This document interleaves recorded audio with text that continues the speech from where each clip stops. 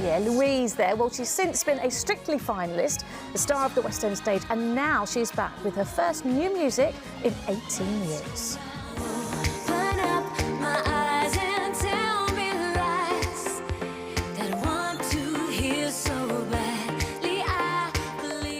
Delighted to say that Louise is here to tell us all about it. Hi, Louise. Hi. Thank you for coming in. Pleasure, thank you. Oh my gosh, you were looking back at that video, just saying how long ago it was. Is it strange looking back at stuff of you performing back then?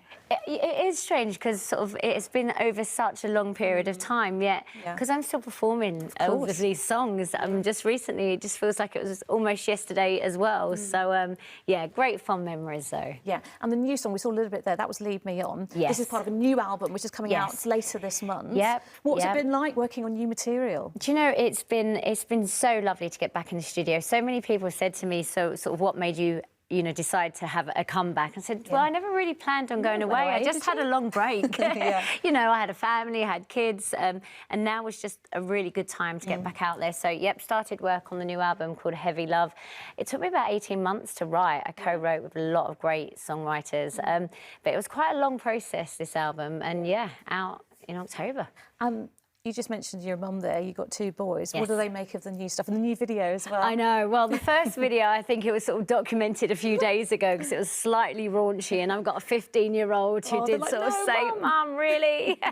So they were much happier with Lead Me On. Do you know, it's lovely because they're at an age where they can really understand what I'm doing and get used to coming down to the studio and looking at how it all works and just get involved in music. Now, we also see in some of your new stuff, the new videos as well, you're busting out your dance moves again because you were a finalist on Strictly, weren't you? I mean, that's such a huge show. We were just talking to some of the Love Islanders there as well, and that's a massive show as well. Yeah. What is it like being part of something just so huge? What will the contestants on Love Island, for example, I'm just trying to gauge, what will they be going through at the moment for the final tonight? Do you know, it's obviously nerve-wracking. I mean, when we were doing Strictly, it's all about dancing and something you've learned throughout the 4-month period if you get to the final, or the week. It's amazing. You know, it's amazing how much you learn during that period of time, and extremely nerve-wracking because there's so many people watching that if you make one, wrong step, the whole thing goes. There's no escaping. But it all started with Eternal, didn't it? Let's just have a little listen of Eternal.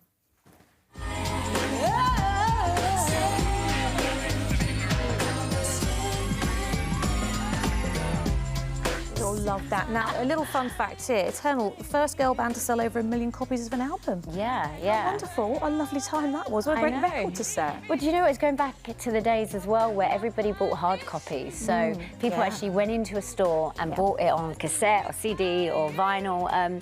So everybody really owned that record. So I think they were great times to be around in music. And very quickly, is it better doing it that time around or this time around?